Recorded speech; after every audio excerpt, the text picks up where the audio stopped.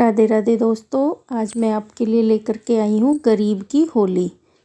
तो आइए कहानी को शुरू करते हैं। सावित्री के पति राजेश की मौत कुछ ही दिन पहले हुई थी। जिस वक्त राजेश अपनी 5 साल की बेटी पिंकी को स्कूल से घर लेकर आ रहा था, तभी सामने से तेज रफ्तार एक ट्रक सामने आ गया था। राजेश ने पिंकी को तो वक्त रहते दूर धकेल दिया था, लेकिन वो खुद को नहीं बचा सका। पिंकी बेचारी पहले से ही उस हादसे से सहमी हुई थी। ऊपर से उसकी दादी उसे ही राजेश की मौत का जिम्मेदार मान रही थी। सावित्री ने अपनी सास की बहुत मिन्नतें की, लेकिन उसका कोई फायदा नहीं हुआ। सावित्री की सास ने दोनों माँ बेटियों को घर से निकाल दिया। माँ, दादी ऐसा क्यों कर रही हैं? क्या पापा को सच में मैंने ही मारा है? नहीं नहीं रे मेरी गुड़िया, ये बिल्कुल भी सच नहीं। तू बिल्कुल चिंता मत कर, मैं हूँ ना तेरे साथ। हूँ ना। सावित्री ने अपनी फूल सी बच्ची को गले से लगा लिया और ये मान लिया कि अब उसका और उसकी पिंकी के लिए अब इस दुनिया में उन दोनों के लिए एक दूसरे के लिए कोई नहीं है। वो पिंकी को लेकर के निकल पड़ी। अपने कानों के कुंडल बेचकर सावित्री ने कुछ पैसों का इंतजाम किया और फिर शहर आ गई। सावित्री को उम्मीद थी कि शहर में उसे कोई ना कोई काम तो मिल ही जाएगा, लेकिन ये इतना आसान भी नहीं था। सावित्री और पिंकी काम की तलाश में शहर में एक गली से दूसरी गली में शाम तक भटकती रही। फिर एक जगह अचानक पिंकी रुक गई और सावित्री से बोली, माँ, वो देखो वो गुंजिया है ना? हाँ पिंकी, है तो गुंजिया ही। माँ, मुझे गुजिया खानी है। पिछली बार होली पर आपने कितनी अच्छी गुजिया बनाई थी। सावित्री अपना बटुआ खोलकर देखती है। उसमें बहुत ही कम पैसे थे, लेकिन फिर भी वो पिंकी को गुजिया खिलाने ले जाती है, क्योंकि लंबे वक्त से पिंकी ने उससे कुछ भी नहीं मांगा था। वो शहर के बड़े हलवाई श्यामलाल की दुकान थी, जो होली की खास मिठाइयों से सजी हुई थी। भैया, ये गुंजिया कैसे दी? ये 350 रुपए की 1 किलो। अच्छा, और वो वाली? वो 450 की 1 किलो है। भैया, एक गुंजिया कितने की दोगे? क्या कहा? एक गुंजिया? लग ही रहा था मुझे, तुम जैसे फटीचरों की किस्मत ऐसी नहीं कि मेरी दुकान से गुजिया खा सको। भैया, हम मुफ्त में थोड़ी ही मांग रहे हैं, बच्ची का मन है खाने का।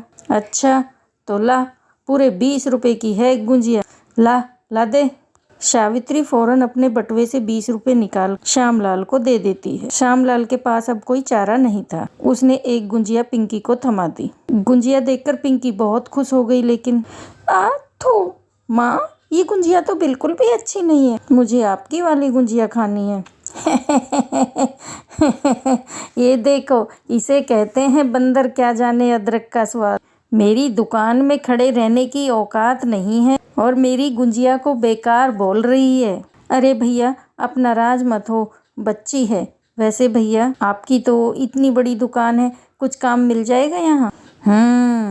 अब बोली ना असली बात। वैसे काम है तेरे लायक। यहाँ दुकान के आगे साफ सफाई कर दिया कर। रोज के 30 रुपए दे दूंगा तुझे। ना भैया, मैं बहुत अच्छा खाना बना लेती हूँ। अपनी रसोई में दे दो कुछ काम। ओहो हो, मेरी रसोई में काम करेगी? जाकर आईने में शक्ल देख अपनी।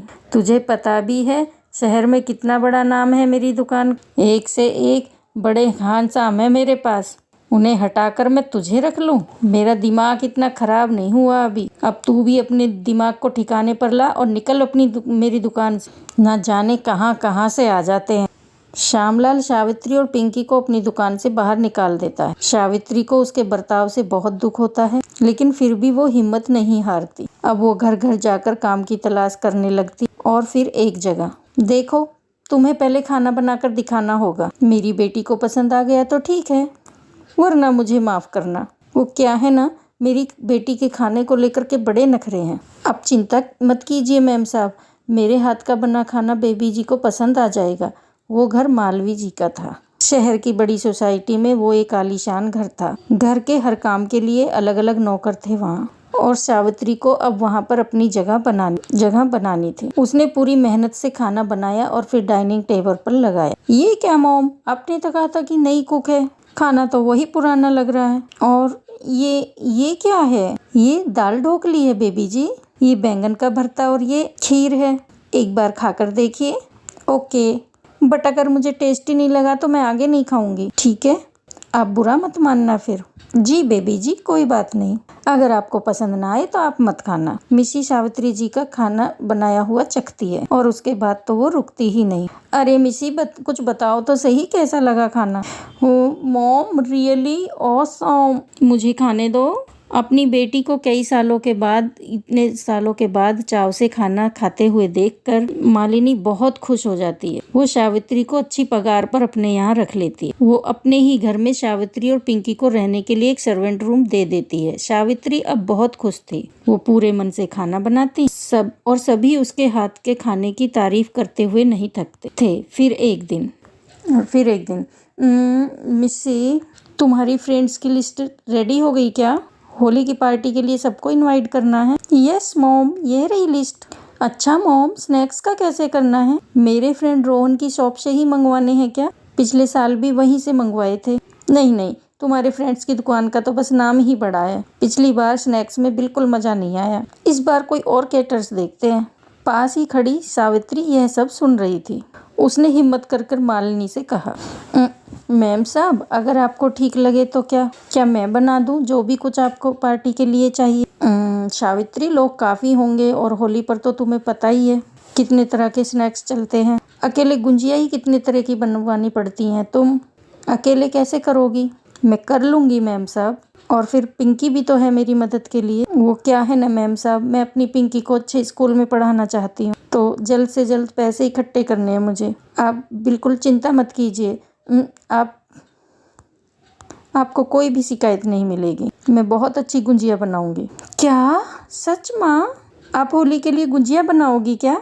माँ, अब तो मजा ही आ जाएगा। पिंकी की बात सुनकर मालिनी और मिशु एक दूसरे को मुस्कुराकर देखते हैं और सावित्री को ही पार्टी के सारे खाने की जिम्मेदारी सौंप देते हैं। होली के त्योहार में बस 2 दिन ही रह गए थे। सावित्री जी जान से लग जाती है।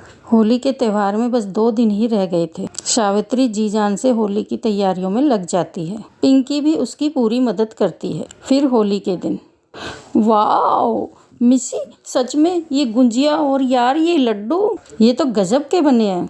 वैसे तुमने सही किया जो तुमने पापा की कैटरिंग नहीं रखी। लाओ, इसी बात पर एक गुंजिया और खिलाओ।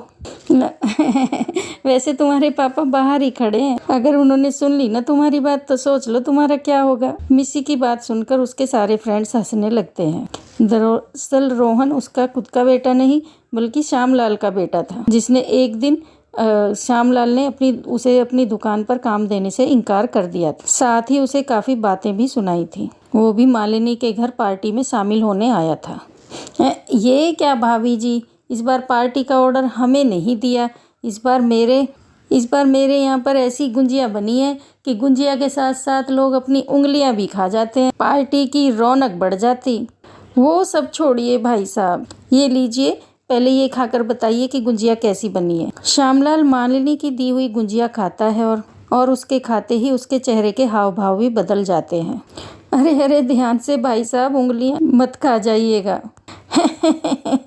गुंजिया अच्छी है। वैसे किसे ऑर्डर दिया इस बार? अपनी हाउस कुक को। ये सारे स्नैक्स उसी ने बनाए हैं। अच्छा, तो ये तो बड़ी अच्छी बात है। जरा मिलवाइए तो। मालिनी श्यामलाल को सावित्री से मिलवाती है। सावित्री को देखते ही श्यामलाल चौंक जाता है। उसे वो सब कुछ याद आ रहा था जो उसने उस दिन सावित्री को कहा था। वो तुरंत ही सावित्री के सामने हाथ जोड़ लेता है पर कुछ कह नहीं पाता। अरे पापा, ये क्या कर रहे हैं आप? ऐसे हाथ क्यों जोड़ रहे हैं? माँ अन्नपूर्णा के स्वरूप के सामने हाथ ही जोड़े जाते हैं बेटा, और मैंने तो इनका अपमान किया है। शायद इसलिए होली जैसे बड़े त्योहार पर भी मेरी दुकान में रौनक नहीं है। इतना कहकर श्यामलाल की आंखों में आंसू आ जाते हैं।